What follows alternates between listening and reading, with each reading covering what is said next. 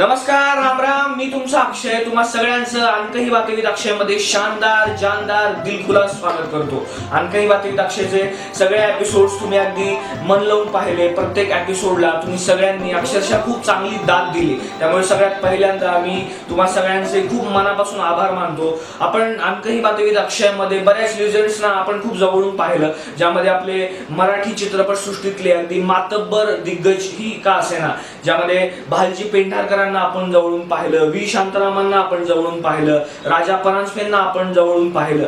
तर आज असाच एक अनकही बातमीत अक्षयचा एक खास एपिसोड घेऊन मी तुम्हाला भेटायला आलोय.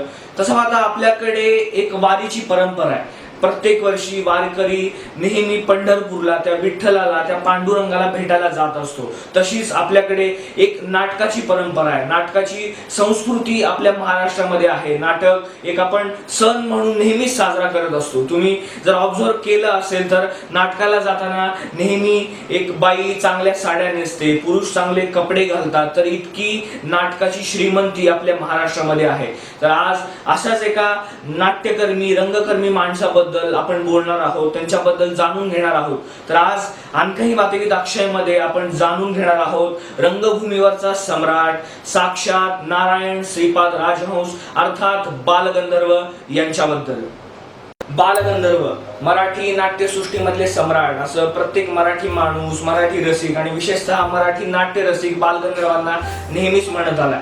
बालगंधर्वांबद्दल जर आपण बोलायला गेलो तर बालगंधर्व एक असे कलाकार होते ज्यांनी त्यांचं आयुष्य हे पूर्णपणे नाटक आणि नाटकासाठी खर्ची घातलं.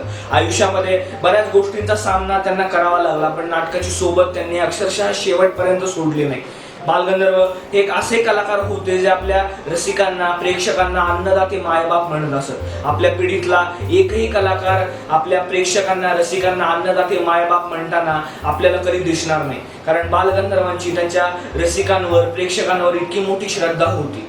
बालगंधर्वांबद्दल जर आपण बोलायला गेलो किंवा बालगंधर्वांच्या चरित्राबद्दल जर आपण बोलायला गेलो तर बालगंधर्व यांचा जन्म हा 26 जून 1888 सांगलीमधल्या पळूस या गावी झाला. यांचे वडील श्रीपाद आणि आई अन्नपूर्णा यांचे बालगंधर्व हे पुत्र. बालगंधर्वांना लहानपणापासूनच संगीताची गोडी होती, पण याच काळामध्ये त्यांना त्यांचे गुरु म्हणून लाभले ते म्हणजे भास्करबुवा बखले. भास्करबुवा बखले हे त्याकाळी कोल्हापूरमध्येच एक संगीत नाटकांमध्ये वगैरे त्याकाळी कामं करत असत. त्यांचं शिष्यत्व बालगंधर्वांनी पत्करलं. बालगंधर्व लहान होते तेव्हा भास्करबुवा बखलेंच्या शाळेमध्ये ते जात असत आणि याच दरम्यान लोकमान्य टिळकांनी बालगंधर्वांचं गाणं ऐकलं आणि लोकमान्य टिळकांनी बालगंधर्वांना अशी उपाधी दिली की हा तर साक्षात गंधर्व आहे. गंधर्वचा अर्थ जर आपण पाहिला तर गंधर्व म्हणजे स्वर्गलोकी इंद्राची वगैरे करमणूक करणारे गायक असा गंधर्वाचा अर्थ होतो. आणि बालगंधर्वांना लोकमान्यांनी उपाधी दिली ते म्हणजे बालगंधर्व.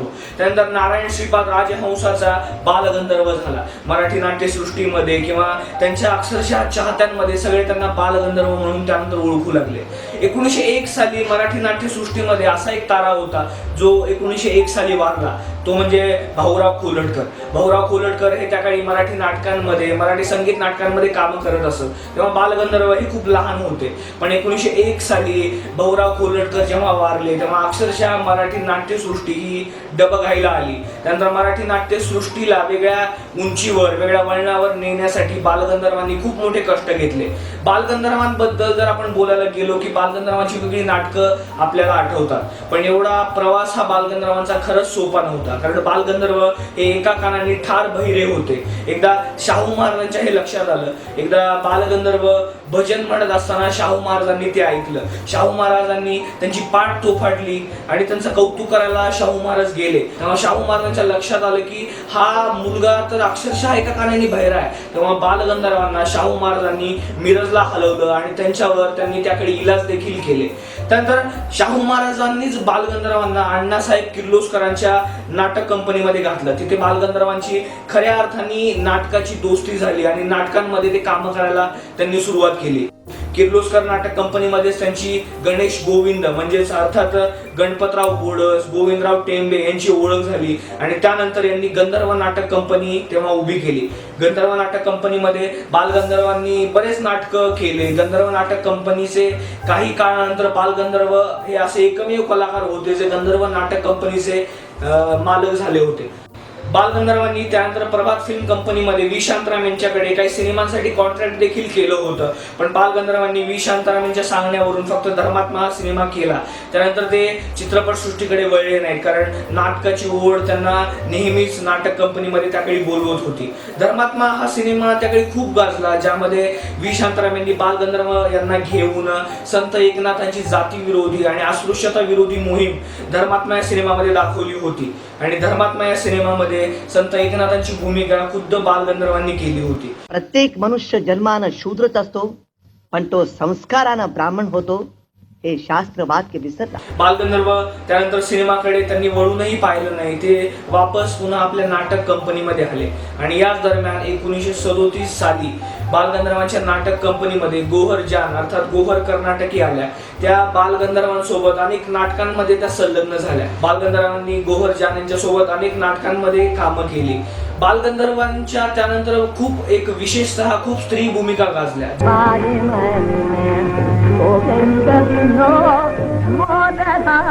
ज्यामध्ये बोलायलाच गेलो तर स्वयंवर नाटकातली रुक्मिणी असो किंवा संगीत शारदा मधली शारदा असो, मानापमान मधली भामिनी असो, एकच प्याला मधली सिंधू असो किंवा शूद्राकच्या मृच्छकटिकम या नाटकातली वसंत सेना असो, या सगळ्या स्त्री भूमिकांनी अक्षरशः रसिकांना प्रेक्षकांना त्याकडे भुरळ घातली होती.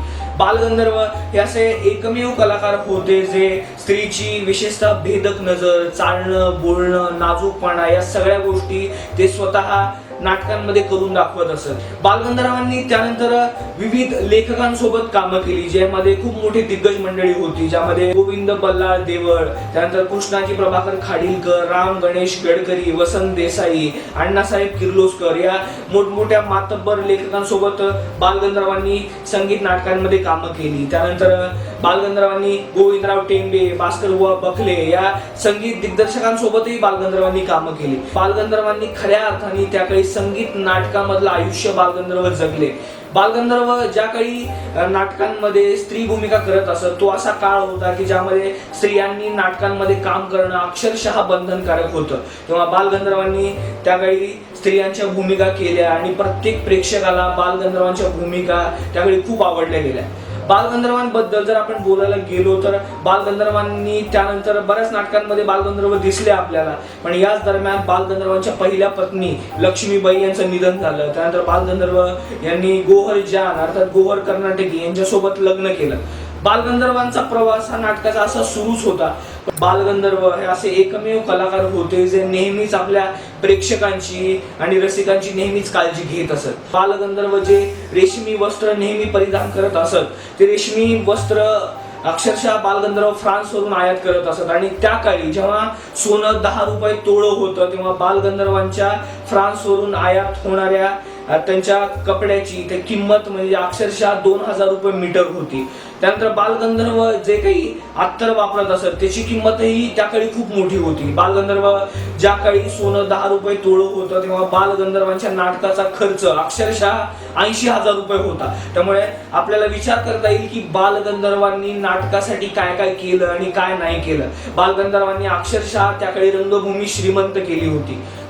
नागपूरला बालगंधर्वांनी शेवटचा एकच प्यालाचा प्रयोग केला. नंतर बालगंधर्व खूप थकले होते आणि एकच प्यालाचा शेवटचा नागपूरला बालगंधर्वांनी प्रयोग केला, ज्यामध्ये त्यांनी सिंधूची भूमिका एकच प्याला या नाटकामध्ये केली होती. त्यानंतर बालगंधर्वांनी मराठी नाट्यसृष्टीची एक्झिट घेतली. बालगंधर्व हे असे एकमेव कलाकार होते, असे एकमेव सम्राट होते जे मराठी नाट्यसृष्टीमध्ये अक्षरशः एखाद्या सम्राटासारखे वावरले. तर आजचा आणखी वादविवाद अक्षरचा एपिसोड तुम्हाला कसा वाटला हे मला नेहमीप्रमाणे आवर्जून कळवा आणि आवडल्यास लाईक करा, सबस्क्राईब करा आणि शेअर करा. तर आजचा आणखी वादविवाद अक्षरचा आपुलकीचा सल्ला तो म्हणजे सध्या उन्हाळा खरंच खूप वाढत चाललाय आणि उन्हाचा त्रास आपल्या प्रत्येकाला होत असतो, ज्यामध्ये प्राणी आहेत, पक्षी आहेत. तर मला असं सांगायचं आहे की आपण आपल्या घरामध्ये, अंगणात, जर रांजणामध्ये जर पक्ष्यांसाठी, प्राण्यांसाठी जर थोडी पाण्याची व्यवस्था केली तर जे पक्षी आहेत, प्राणी आहेत त्यांना पाणी पिण्यासाठी ती व्यवस्था होईल, जेणेकरून त्यांना होणारा उन्हाचा त्रास थोड्या प्रमाणात तरी आपण